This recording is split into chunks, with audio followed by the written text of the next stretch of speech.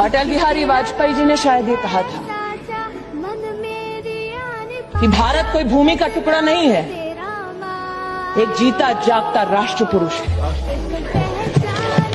अटल जी ने कहा था कि ये वंदन की धरती है, अभिनंदन की धरती है, ये अर्पण की भूमि है, ये तर्पण की भूमि है। इसकी नदी नदी हमारे लिए गंगा है, इसका कंकड़ कंकड़ हमारे लिए शंकर है। हम जिएंगे तो इस भारत के लिए और मरेंगे तो इस भारत के लिए।